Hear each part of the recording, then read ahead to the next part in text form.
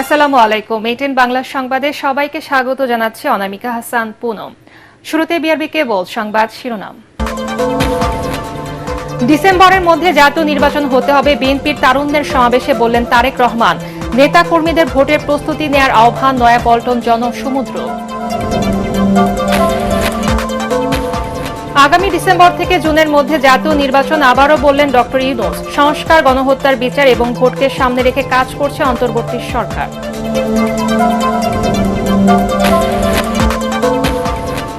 দুর্নীতির মামলা থেকে খালাস পেলেন তারেক রহমান ও ডাক্তার জুবাইদা রহমান। মামলাটি ছিল উদ্দেশ্যমূলক, মন্তব্য আদালতের।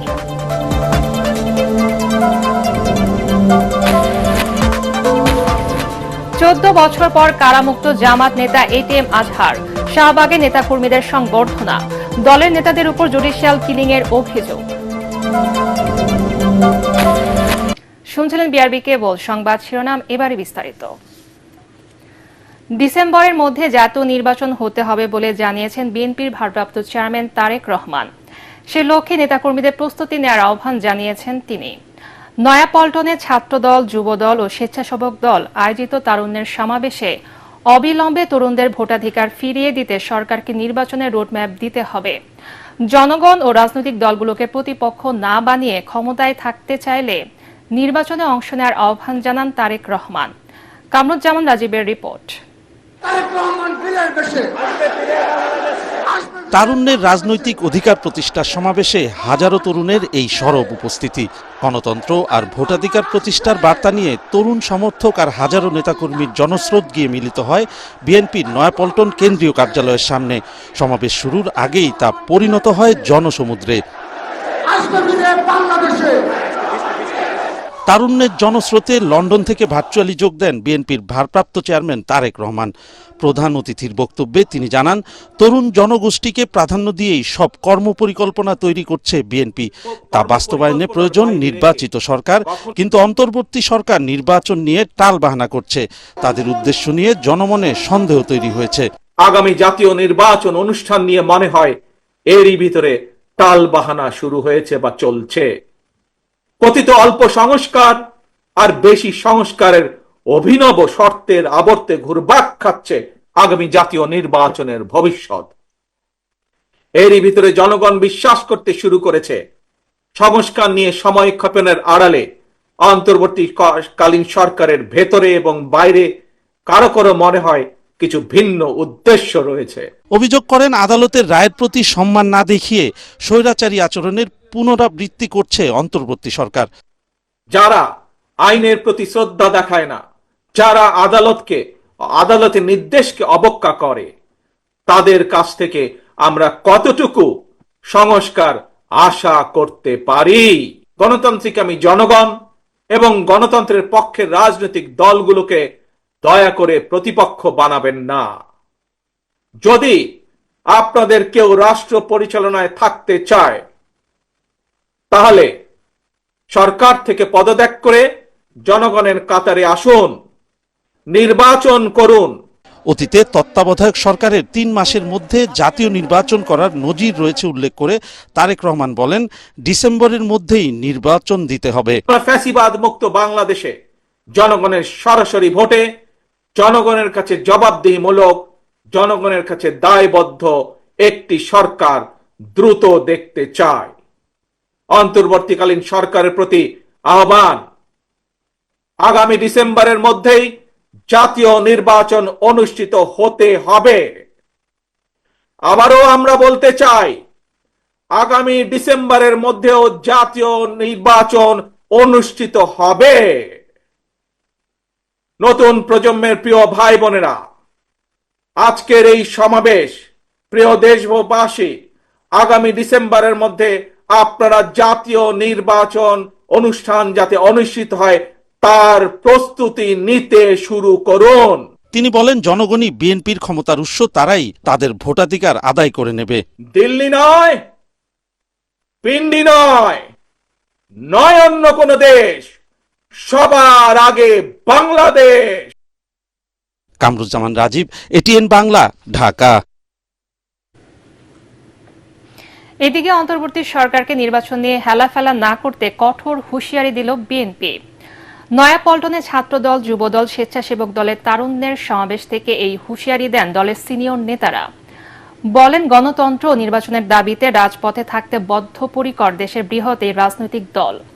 এদিকে ঢাকা, কুমিল্লা, সিলেট, ময়মনসিংহ সহ সারা দেশের নেতাকর্মীরা যেন এক বিন্দুতে মিলিত হয় বিএনপির তারুণ্যের সমাবেশে। মোহাম্মদ মহসিন ও মনির হোসেনের ক্যামেরায় রিপোর্ট করেছেন মাঝারুল হক মুহাজির।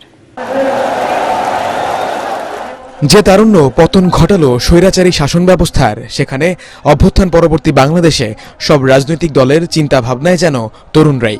ব্যতিক্রম নয় দেশের অন্যতম বৃহৎ রাজনৈতিক দল বাংলাদেশ জাতীয়তাবাদী দল বিএনপি। দলের 3 সংগঠন ছাত্রদল, যুবদল, স্বেচ্ছাসেবক দলের ঢাকা, সিলেট, ফরিদপুর ও ময়মনসিংহ বিভাগের সকল ইউনিটের নেতাকর্মীদের অংশগ্রহণে নয়াপল্টন এলাকায় সকাল থেকে ঢল নামে। শুধু নয়াপল্টনেই নয়, ফকিরাপুল, বিজয়নগর, কাকরাইল ও দৈনিক বাংলা মোড় এলাকাতেও নেতাকর্মীদের উপস্থিতি ছিল ব্যাপক। প্রতিটি মোড় ও সড়ক জুড়ে সরব বিএনপির কর্মী সমর্থকরা।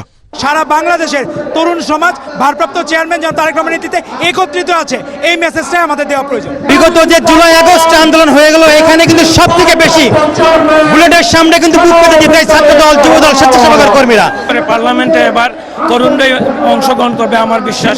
আমরা তরুণদের এবং বাংলাদেশের আপামর জনগণের ভোটাধিকার প্রতিষ্ঠার, রাজনৈতিক অধিকার প্রতিষ্ঠার দাবিতে আজকের এই সমাবেশ। সম্প্রতি ঢাকা বিশ্ববিদ্যালয়ের শিক্ষার্থী সাম্য হত্যা, দক্ষিণে বিএনপি নেতা ইশরাকের মেয়র প্রসঙ্গ সহ ডিসেম্বরের মধ্যে নির্বাচনের দাবিতে সোচ্চার সবাই। সেই খুনি হাসিনা যে 2014, 2024, 2024 সালে তরুণদেরকে ভোটাধিকার থেকে বঞ্চিত করা হয়েছে।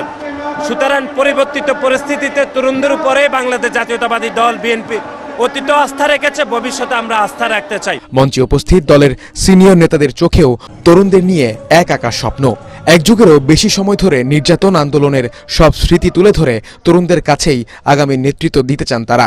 এই তরুণ সমাজ, এই যুবক সমাজ যদি আমার কথা বুঝে থাকে, একজন তরুণ বেঁচে থাকতে হলে বেঁচে থাকতো এই দেশে ভৌগোলিক অখণ্ডতা আমরা কখনো বিঘ্নিত হতে দেব না।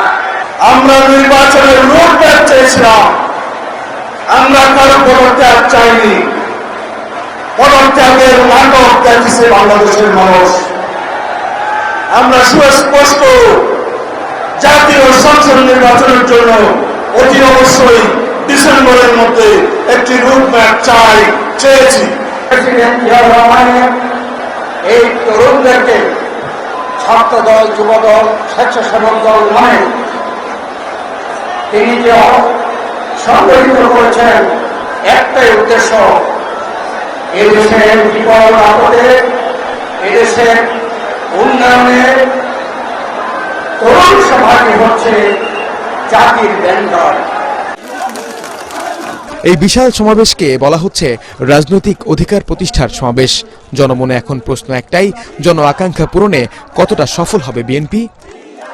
বিএনপির তারুণ্যের সমাবেশ পরিণত হয়েছে তারুণ্যের মহাসমুদ্রে, যেখান থেকে দলটির বার্তাটা একেবারে স্পষ্ট। আগামী ডিসেম্বরের মধ্যেই নির্বাচনের রোডম্যাপ চায় দলটি। সেই কারণে নিজেদের একটা শক্ত অবস্থানেরও জানান দিল বাংলাদেশের অন্যতম বৃহৎ এই রাজনৈতিক দল। তাই তো দলের নেতারা বলছেন, সরকার যদি কোনো হেরফের করে এমন দাবিতে, তাহলে এর উচিত জবাব দেবে বিএনপির এই তরুণরাই। মাঝারুল হক মুহাজির, এটিএন বাংলা, ঢাকা। আগামী ডিসেম্বর থেকে জুনের মধ্যে বাংলাদেশের জাতীয় নির্বাচন অনুষ্ঠিত হবে বলে জানিয়েছেন প্রধান উপদেষ্টা ডক্টর মোহাম্মদ ইউনূস। প্রধান উপদেষ্টার জাপান সফরে দেশটির সাবেক প্রধানমন্ত্রী তারো আসোর সাথে সাক্ষাতে এই কথা জানান প্রধান উপদেষ্টা। তিনি আরও বলেন, সংস্কার, গণ অভ্যুত্থানে সংগঠিত হত্যাকাণ্ডের বিচার ও নির্বাচন, এই 3 লক্ষ্যকে সামনে রেখে কাজ করছে অন্তর্বর্তী সরকার। এই সফরে জাপানের সাথে 7টি চুক্তি ও সমঝোতা স্মারক সই করবে বাংলাদেশ। এছাড়াও জাপানের উন্নয়ন সংস্থা জাইকা ও জেডকোর প্রধানদের সাথেও বৈঠক করবেন ডক্টর মোহাম্মদ ইউনূস। জাপান থেকে বিস্তারিত জানাচ্ছেন আমাদের বিশেষ প্রতিনিধি মইনুল আহসান। অন্তর্বর্তী সরকারের দায়িত্ব নেয়ার পর প্রথমবারের মতো বাংলাদেশের অন্যতম উন্নয়ন সহযোগী দেশ জাপান সফরে এলেন প্রধান উপদেষ্টা ডক্টর মোহাম্মদ ইউনূস।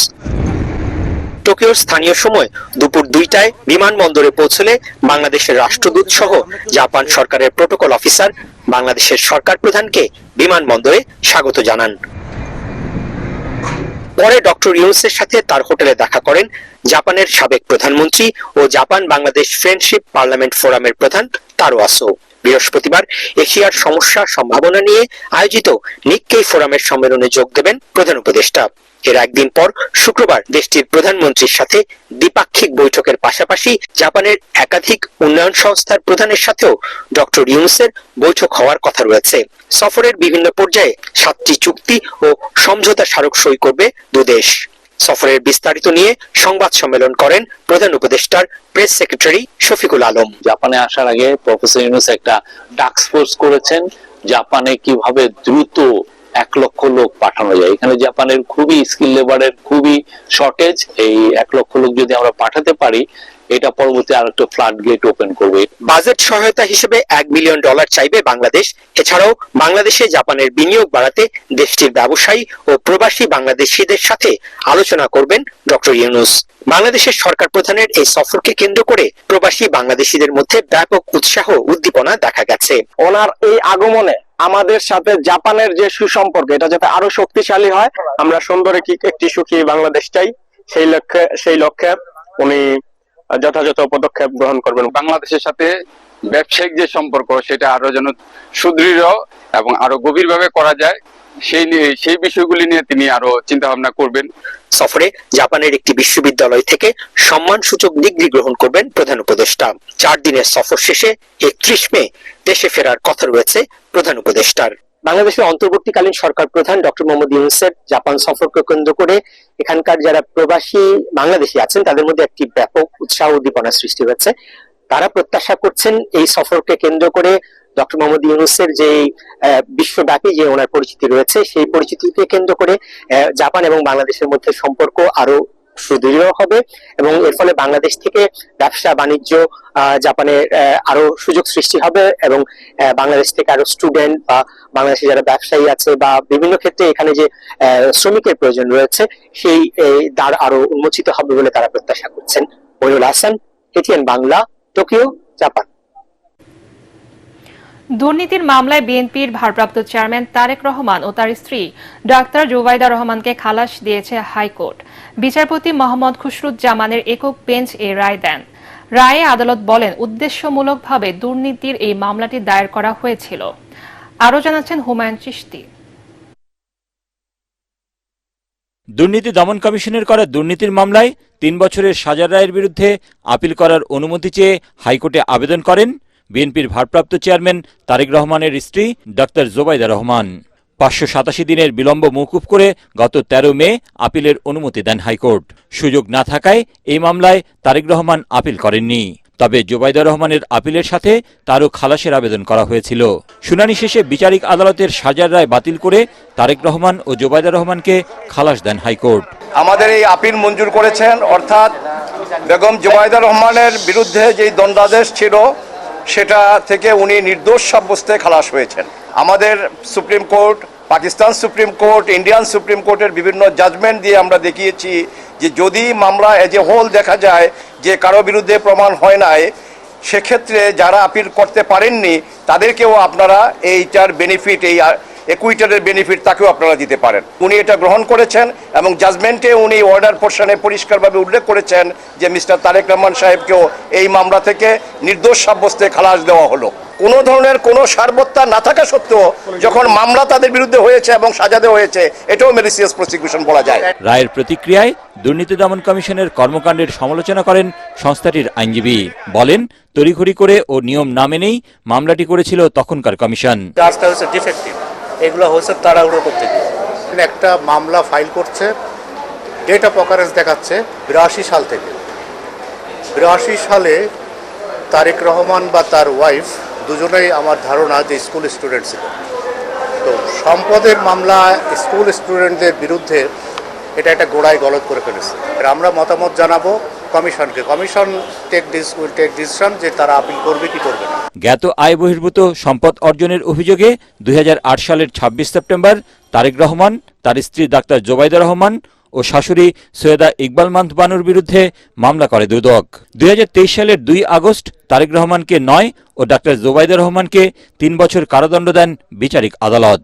একই সাথে আদালত তারেক রহমানের জ্ঞাত আয় বহির্ভূত প্রায় 2,75 লাখ টাকার সম্পদ রাষ্ট্রের অনুকূলে বাজেয়াপ্ত করার আদেশ দেন। এছাড়া তারেক রহমানকে 3 কোটি ও ডাক্তার জোবাইদাকে 35 লাখ টাকা অর্থদণ্ড দেন আদালত। হুমায়ুন চিস্তি, এটিএন বাংলা, ঢাকা। 14 বছর পর কারামুক্ত হলেন জামাত নেতা এটিএম আজহারুল ইসলাম। সকালে বাংলাদেশ মেডিকেল বিশ্ববিদ্যালয় হাসপাতালের প্রিজন সেল থেকে ছাড়া পান তিনি। এ সময় প্রিয় নেতাকে শুভেচ্ছা জানান হাজারো নেতাকর্মী। শাহবাগে অস্থায়ী মঞ্চে সংবর্ধিত হয়ে আজহারুল ইসলাম বলেন, তিনি এখন স্বাধীন দেশের মুক্ত নাগরিক। ষড়যন্ত্রমূলকভাবে জামাত নেতাদের উপর জুডিশিয়াল কিলিং চালানো হয়েছে বলেও অভিযোগ করেন তিনি। এ সময় দেশবাসীকে দলমত নির্বিশেষে ঐক্যবদ্ধ থাকার আহ্বান জানান জামাতের আমির।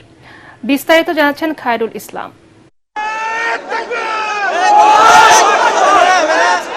কদিন আগেও ছিল অনিশ্চিত জীবন। মানবতা বিরোধী অপরাধের অভিযোগে মৃত্যুদণ্ডের সাজা কাঁধে নিয়ে দুচোখে বিভীষিকাময় অপেক্ষা। সাথী হারানোর বেদনায় যখন প্রতিটি প্রহর কাটছিল, তখনই এক রায়ে ফিরে আসে জীবনের এক নতুন সূর্যোদয়। রায়ের পরদিন বুধবার সকালে বাংলাদেশ মেডিকেল বিশ্ববিদ্যালয় হাসপাতালের প্রিজন সেল থেকে মুক্তি পান সেই ভাগ্যবান জামায়াত নেতা আজহারুল ইসলাম। নিঃশ্বাস নেন স্বাধীন মুক্ত বাতাসে। বেকসুর খালাস পাওয়া জামায়াত ইসলামের সাবেক ভারপ্রাপ্ত সেক্রেটারি জেনারেল এটিএম আজহারুল ইসলামের মুক্তিতে উচ্ছ্বসিত দলের নেতাকর্মীরা বলেন, সত্যের জয় কেউ রুখে দিতে পারে না। লাইফ থেকে যেই সোনালী দিনগুলো কেড়ে নেওয়া হয়েছে, এর ক্ষতিপূরণ আমি দেশবাসীর কাছে চাই। বিচার কাজের সাথে সংশ্লিষ্ট ছিল তাদের সবার বিচারতা নিয়ে আসবো, আমরা সেই প্রত্যাশা সরকারের কাছে ব্যক্ত করি। পরে যোগ দেন শাহবাগে জামায়াত ইসলাম আয়োজিত সংবর্ধনা ও শুভেচ্ছা মঞ্চে। প্রতিক্রিয়ায় আবেগে আপ্লুত হয়ে ন্যায় বিচারের জন্য ধন্যবাদ জানান আদালত সহ জুলাই বিপ্লবের সকল অংশীজনকে। ছাত্র সমাজই রাস্তায় রাজপথে নেমে রক্ত ঢেলে তারা এই 14.5 বছরের ফ্যাসিস্ট সরকারের সকল অত্যাচারের বিরুদ্ধে জনগণকে সাথে নিয়ে তারা রাজপথে যে আন্দোলন গড়ে তুলেছিলেন, যার কারণে দর্ব গর্ব সব চূর্ণ হয়ে বাংলাদেশ নতুনভাবে স্বাধীনতা অর্জন করতে পেরেছে। এ সময় জামায়াতের আমির জুলাই হত্যায় জড়িতদের বিচারের দাবি জানিয়ে বলেন, দেশের 18 কোটি মানুষের সম্মিলিত প্রচেষ্টার ফসল ফ্যাসিবাদের পতন। তাই এই সময়ও সবাইকে ঐক্যবদ্ধ থাকার আহ্বান জানান তিনি। এদেশের 18 কোটি মুসলিম মানুষের সম্মিলিত চেষ্টায় সরকারের পতন হয়েছে। আমরা এই মূল ক্রেডিট আল্লাহ তাআলাকে দেই, আর জমিনের ক্রেডিট সমস্ত এদেশের জনগণকে আমরা দেওয়ার পক্ষে। আমরা এক থাকব, জাতির প্রয়োজনে এক পথে হাঁটব এবং জাতির প্রয়োজনে সমস্ত ষড়যন্ত্র মোকাবেলা করে সামনে ইনশাআল্লাহ এগিয়ে যাব। মুক্তিযুদ্ধের সময় মানবতা বিরোধী অপরাধের মামলায় 2014 সালের 30 ডিসেম্বর আন্তর্জাতিক অপরাধ ট্রাইব্যুনাল আজহারের মৃত্যুদণ্ড দিয়ে রায় দেন। পরে দণ্ডাদেশের বিরুদ্ধে 2015 সালের 18 জানুয়ারি আপিল করলেও শুনানি শেষে আপিল বিভাগ মৃত্যুদণ্ড বহাল রেখে রায় দেন। পরে এই রায়ের রিভিউ শুনানি আবেদন করলে আপিল বিভাগ শুনানি শেষে জামায়াত নেতা আজহারুল ইসলামকে খালাস দিয়ে রায় দেন। খায়রুল ইসলাম, এটিএন বাংলা, ঢাকা। দেশে আইন শৃঙ্খলা পরিস্থিতির উন্নতি হয়েছে বলে দাবি করেছেন স্বরাষ্ট্র উপদেষ্টা জাহাঙ্গীর আলম চৌধুরী। তিনি বলেন, শীর্ষ সন্ত্রাসী সুব্রত বাইনকে গ্রেফতার করতে অনেক সময় লেগেছে। সব দুষ্কৃতিকারীকে আইনের আওতায় আনা হবে বলেও জানান উপদেষ্টা। বলেন, কারাগার থেকে পলাতক আসামিদের গ্রেফতারের চেষ্টা অব্যাহত রয়েছে। রাজধানীর ফার্মগেটে বার কার্যালয়ে আম রফতানির উদ্বোধন করে সাংবাদিকদের প্রশ্নের জবাবে এসব কথা বলেন স্বরাষ্ট্র উপদেষ্টা। ধরতে সময় লাগে, আমার কাছে তোকে কোনো রকম কিছু নাই যে বললে সব একসাথে হয়ে যাবে। চেষ্টা করা হইতেছে আস্তে আস্তে সবাই এই দুষ্কৃতিকারী যারা আছে সবারই কিন্তু আইনের আওতায় নিয়ে আসা হবে। অবশ্যই হয়েছে, তো আপনারা দেখেন আস্তে আস্তে চেষ্টা। আপনি কি বলে উন্নতি হয়েছে কি হয় নাই? হয়েছে, একটু জোরে কন, নাহলে তো কেউ শুনবো না। এখন এই যে ধরনের উন্নতি হয়েছে, এটা আপনারা এই উন্নতিটা সব জায়গায় প্রচার করেন।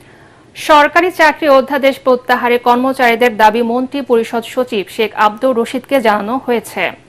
প্রধান উপদেষ্টা ডক্টর মোহাম্মদ ইউনূস দেশে ফিরলে এসব দাবি তার সামনে তুলে ধরা হবে বলে জানিয়েছেন ভূমি মন্ত্রণালয়ের সিনিয়র সচিব ASM সালেহ আহমেদ। নতুন অধ্যাদেশটি প্রত্যাহারের সবুজ সংকেত পাওয়া গেছে বলে জানিয়েছেন কর্মকর্তা কর্মচারী ঐক্য ফোরামের কো-চেয়ারম্যান বাদিউল কবির। এটা প্রত্যাহার না হওয়া পর্যন্ত সচিবালয় ও সারা দেশে সকাল 10টা থেকে 11টা পর্যন্ত কর্মবিরতি চলবে বলেও জানান তিনি।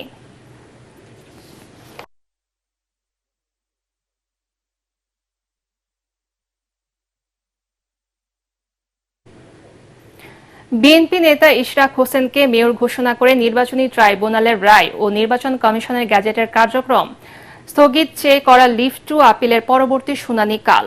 ওই দিন নির্বাচন কমিশনের বক্তব্য শুনবে সর্বোচ্চ আদালত। সকালে প্রধান বিচারপতি সৈয়দ রেফাত আহমেদের নেতৃত্বাধীন 7 বিচারপতির বেঞ্চ আংশিক শুনানি করে পরবর্তী দিন ঠিক করেন। আপিল শুনানিতে রিটকারী আইনজীবী বলেন, ইশরাক হোসেন সাক্ষী, স্বাক্ষর, আবেদনের ধরন সবকিছু পরিবর্তন করে জালিয়াতির আশ্রয় নিয়েছেন। মামলার তারিখও ভুল ছিল। পরে প্রধান বিচারপতি বলেন, এই বিষয়ে নির্বাচন কমিশনের বক্তব্য শোনার প্রয়োজন। গত 22 মে ইশরাককে ঢাকা দক্ষিণ সিটি কর্পোরেশনের মেয়র ঘোষণা করে নির্বাচনী ট্রাইব্যুনালের রায় এবং ইসির গ্যাজেটের কার্যক্রম স্থগিত চেয়ে করা রিট সরাসরি খারিজ করে দেন হাইকোর্ট। সেদিনই পূর্ণাঙ্গ আদেশ প্রকাশিত হয়। ওই আদেশের বিরুদ্ধে 25 মে লিভ টু আপিল বা আপিলের অনুমতি চেয়ে আবেদন করেন রিট আবেদনকারী। মঙ্গলবার আপিল বিভাগের চেম্বার বিচারপতি রেজাউল হক আবেদনটি শুনানির আপিল বিভাগের নিয়মিত বেঞ্চে পাঠিয়ে দেন।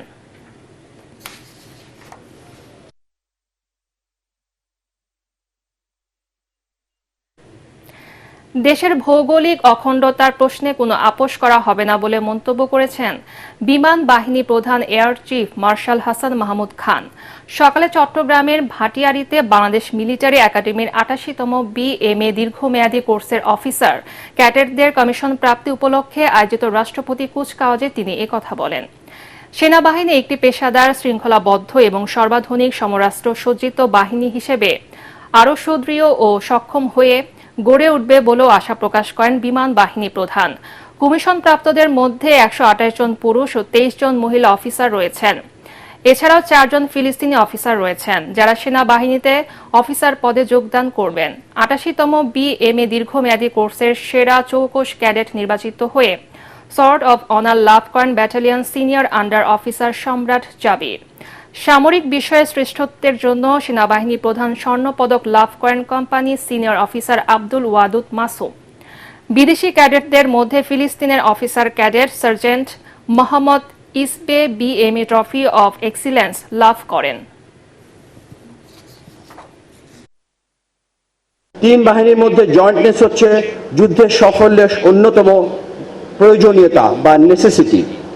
আমি দৃঢ়ভাবে বিশ্বাস করি, দেশ ও সশস্ত্র বাহিনীর উন্নয়নের ধারাবাহিকতা বজায় রাখতে এবং ফিউচার ব্যাটলফিল্ডের জন্য নিজেদের প্রস্তুত রাখতে তোমাদের কর্ম ও পথ চলা হবে সাহসী ও বলিষ্ঠ। ভালো নেতা খোঁজার আগে ভালো ভোটার হতে হবে। দেশের কল্যাণে লোভ লালসার ঊর্ধ্বে থেকে সৎ, বিবেকবান ও যোগ্য প্রার্থী নির্বাচন করতে হবে বলে মন্তব্য করেছেন এনসিপির উত্তরাঞ্চলের মুখ্য সংগঠক সার্জিস আলম। দুপুরে দিনাজপুরের বিরলে দলীয় পথসভায় তিনি এসব কথা বলেন। শেখ হাসিনার চেয়ে বড় চাঁদাবাজ আর কেউ ছিল না উল্লেখ করে তিনি বলেন, যত ক্ষমতাধর হোক না কেন, যেখানে চাঁদাবাজি হবে সেখানেই তাদের প্রতিহত করতে হবে। আগামীর বাংলাদেশে চাঁদাবাজির কোন স্থান হবে না। একজন চাঁদাবাজ সে যে দলের হোক না কেন, তার দলের যত ক্ষমতাই হোক না কেন, তাদের বিরুদ্ধে আমরা দাঁড়িয়ে যাব। একটা উপজেলা জেলায় কত বড় ক্ষমতাশালী একজন চাঁদাবাজ হতে পারে, আমরা বিশ্বাস করি সে শেখ হাসিনার চেয়ে বড় ক্ষমতাবান কেউ নয়। অতিরিক্ত শুল্ক নিবন্ধন শর্ত জটিলতায় কমছে রিকন্ডিশনড গাড়ি আমদানি। আসছে বাজেটে শুল্ক নিবন্ধন সহ অন্যান্য খরচ কমানোর দাবি ব্যবসায়ীদের। পরিবহন খাতে শৃঙ্খলা ফেরাতে গাড়ি আমদানিতে উচ্চ কর হারের বিষয়টি অন্তর্বর্তী সরকারকে খতিয়ে দেখার পরামর্শ গবেষকদের। শারফুল আলমের রিপোর্ট। আসছে 2025-26 সালের বাজেট। নতুন অর্থ বছরের আর্থিক বিবরণী নিয়ে উদ্বেগ বাড়ছে আমদানি নির্ভর শিল্পে। যোগাযোগ বিশেষজ্ঞরা বলছেন, কম দামে নতুন গাড়ি দিতে গিয়ে বাংলাদেশে আমদানির পর তা ভিন্নভাবে ব্যবহার করা হচ্ছে। এতে স্থায়িত্ব এবং মান হারাচ্ছে পরিবহন খাত। বিক্রেতারা বলছেন বয়সসীমা বেঁধে দেওয়ার সত্ত্বের জটিলতা আর চড়া শুল্কের কারণে কম দামে গাড়ি কিনতে পারছেন না ক্রেতারা। আমাদের যে একটা গাড়ি যে দাম নতুন গাড়ির সেই দাম অনেক কম ডিউটির কারণে, সেখানে আমরা বৈষম্যের শিকার হচ্ছে। ইনভয়েস ভ্যালু, সেই ভ্যালুর সাথে গাড়ির দামের সাথে যে ডিউটি ফিগার সেটা অনেক বেশি চলে আসে। রিকন্ডিশন গাড়ি ব্যবসায়ীদের সংগঠন বারবিডা বলছে আসছে বাজেটে গাড়ি নিবন্ধনে 25% শুল্ক কমিয়ে 5% নামিয়ে আনতে হবে। শোরুম থেকে বিক্রি হওয়া রিকন্ডিশন গাড়ির মালিকানা পরিবর্তনে ফি নতুন গাড়ির মতোই মওকুফ এবং ভ্যাট প্রত্যাহার চান তারা। ব্র্যান্ড নিউ এবং রিকন্ডিশন গাড়ির এই যে বৈষম্যটা, রেজিস্ট্রেশন থেকে শুরু করে শুল্কায়ন থেকে শুরু করে সবকিছুতে এই বৈষম্যটা যেন দূর হয়। সরকার যেন আমাদের সাথে বসেন এবং এই বৈষম্যটা দূর করেন। হাইব্রিড গাড়ি যদি এবং মাইক্রোবাস সেটা যদি সাপ্লিমেন্টারি ট্যাক্স এবং শুল্কায়ন হাইব্রিড গাড়ি যদি কিছু কম হয় তাহলে মধ্যবিত্তরা গাড়ি কিনতে পারতো। ইম্পোর্ট পলিসিতে যে বয়সটা যদি বাড়িয়ে দেওয়া হয় তাহলে আমরা কিছু কম মূল্যে আমরা মধ্যবিত্তর উপহার দিতে পারতাম এই গাড়িগুলি। ব্যবসায়ীরা বলছেন মানদণ্ড বেঁধে দিয়ে আসছে বাজেটে নতুনের মতো রিকন্ডিশন গাড়ি আমদানির সুযোগ দিলে ব্যবসার প্রতিযোগিতা কমবে। রিকন্ডিশন গাড়ির ক্ষেত্রে নিবন্ধনের ফির ক্ষেত্রে যে সমস্ত বিষয় রয়েছে সেগুলোর জন্য যথাযথ বিনিয়োগ বা সহজ শর্তে ঋণের ব্যবস্থা সেটি সরকার বিবেচনা করতে পারে। আগামী বাজেটে যেহেতু আমরা নবায়নযোগ্য জ্বালানি বা জ্বালানি খরচ কমানোর জন্য বলছি, সুতরাং এই ধরনের ইলেকট্রিক ভেহিকেলের প্রসার আমাদের দেশে প্রয়োজন রয়েছে। দাম এবং সুবিধা বিবেচনায় বিভিন্ন প্রস্তুতকারক দেশেও রিকন্ডিশন গাড়ি আমদানি হয় বলে জানিয়েছেন বিশ্লেষকরা। শারফুল আলম, এটিএন বাংলা, ঢাকা। কেয়ার গিভারদের দক্ষ করে বিদেশে পাঠালে দেশে প্রবাসী আয়ের পরিমাণ কয়েক গুণ বেড়ে যেতে পারে বলে মনে করেন বিশ্লেষকরা। তারা জানান এই পেশায় শুধু স্বাবলম্বী নয় বরং অর্থনৈতিকভাবেও অবদান রাখার সুযোগ বাড়ছে।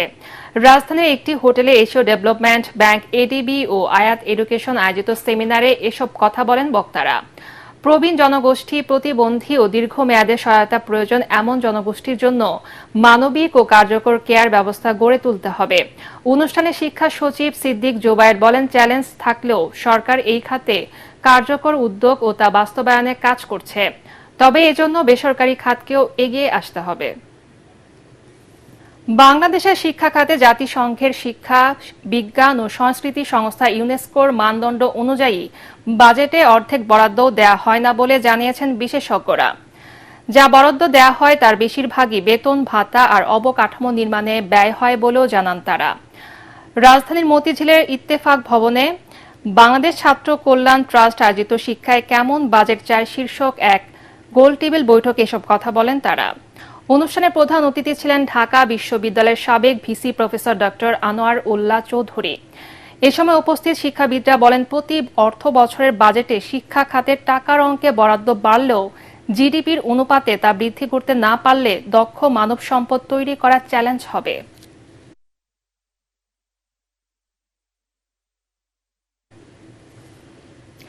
টেলিকমিউনিকেশন সেক্টরে নিয়ন্ত্রক সংস্থা বিটিআরসির খসড়া টেলকো টপোলজি জাতীয় নিরাপত্তা হুমকির মুখে ফেলবে বলে আশঙ্কা করছেন সংশ্লিষ্ট খাতের ব্যবসায়ীরা। খসড়াটি চূড়ান্ত হলে বিদেশি কোম্পানির স্বার্থ রক্ষার পাশাপাশি বেকারত্ব বাড়াবে বলেও মন্তব্য করেন তারা। এজন্য লাইসেন্স নীতিমালা বাস্তবায়নের আগে দেশের স্বার্থ বিবেচনায় টেলিকম খাতের মান নিয়ন্ত্রক আন্তর্জাতিক সংস্থা আইটিইউ দিয়ে ভেটিং করার দাবি জানানো হয়। রাজধানীতে টেলিযোগাযোগ নেটওয়ার্ক ও লাইসেন্সিং নীতিমালা শীর্ষক কর্মশালা ও ব্রিফিংয়ে এই দাবি জানায় nation wide telecommunication transmission network NTTN এর নেতারা। Telecom and technology reporters network TRN আয়োজিত অনুষ্ঠানে সংগঠনের নেতারা দেশীয় উদ্যোক্তাদের স্বার্থ রক্ষায় সংশ্লিষ্ট কর্তৃপক্ষকে কার্যকর ব্যবস্থা নেওয়ার আহ্বান জানান। বলেন, জাতীয় নিরাপত্তার স্বার্থে হলেও টেলিকমিউনিকেশন খাতে বিদেশি নির্ভরতা কমিয়ে আনা প্রয়োজন। এবারে আল আরাফা ইসলামী ব্যাংক অর্থ সংবাদ।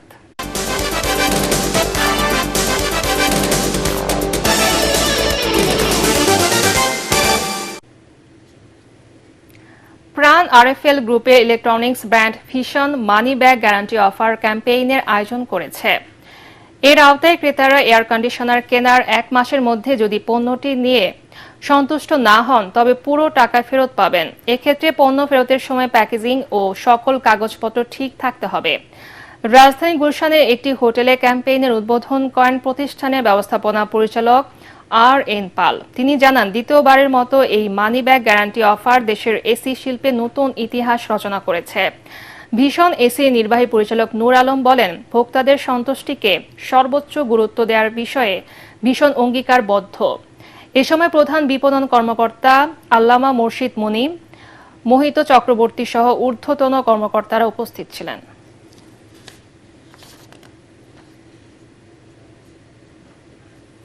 এবারে আন্তর্জাতিক সংবাদ।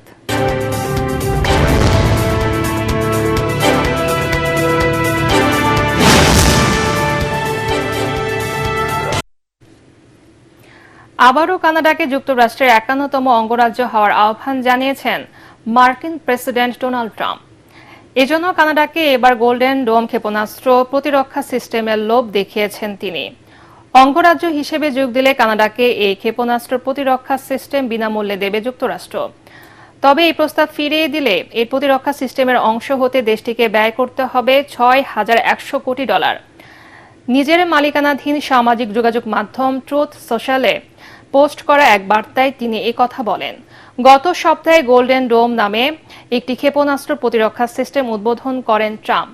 এই সিস্টেমটি সর্বাধুনিক ও যুক্তরাষ্ট্রের বাইরেও বিশাল অঞ্চল জুড়ে নিরাপত্তা পরিষেবা দিতে সক্ষম। এবারে খেলার খবর।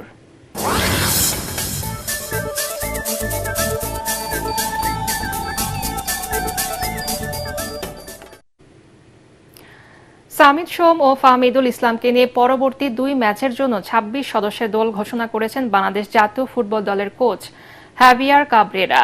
আগামী 4 জন ভুটানের বিপক্ষে প্রীতি ম্যাচ ও 10 জন সিঙ্গাপুরের বিপক্ষে এএফসি এশিয়ান কাপ বাছাই পর্বের জন্য দল ঘোষণা করেন কোচ। পরাগ আরমানের রিপোর্ট।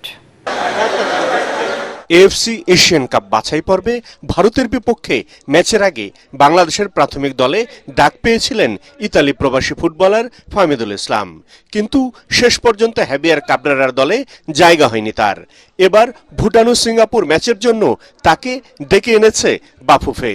26 সদস্যের প্রাথমিক দলে হামজা চৌধুরীর পাশাপাশি ফাহমিদুল এবং কানাডা প্রবাসী সামিদ সোমকেও দলে নেওয়া হয়েছে। প্রথমবারের মতো দলে ডাক পেয়েছেন মোহামেডানের centre back Zahid Hasan Shanto. Keep the same level of performance, that could be enough already to get points, but we want to get the 3 points, and we are absolutely convinced that at home, in these conditions and with the full support that we are gonna get, we definitely can get 3 points on the day. গত মার্চে ভারতের বিপক্ষে বাংলাদেশের হয়ে হামজা চৌধুরীর অভিষেকের পর কানাডার হয়ে 2টি ম্যাচ খেলা সামিদ সোমকে আনার প্রক্রিয়া শুরু হয়। শেষ পর্যন্ত বাংলাদেশের হয়ে খেলার প্রক্রিয়া সম্পন্ন হয়েছে তার।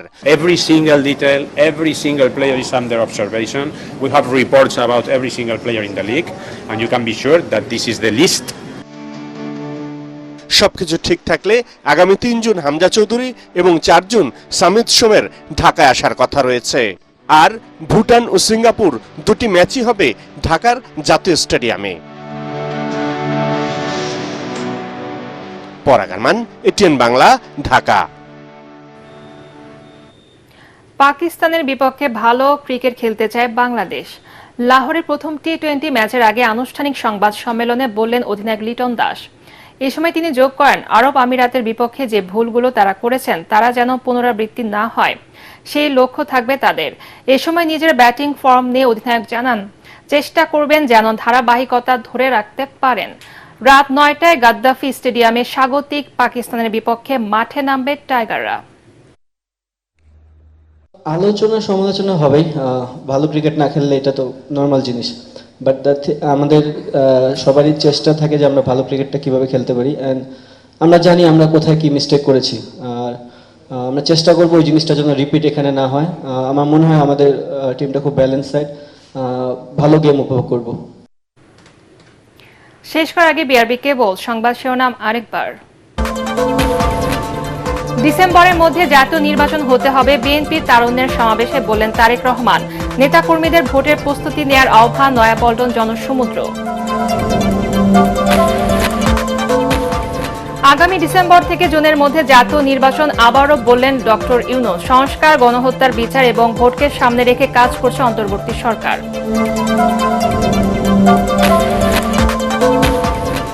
দুর্নীতির মামলা থেকে খালাস পেলেন তারেক রহমান ও ডাক্তার জোবাইদা রহমান। মামলাটি ছিল উদ্দেশ্যমূলক মন্তব্য আদালতের।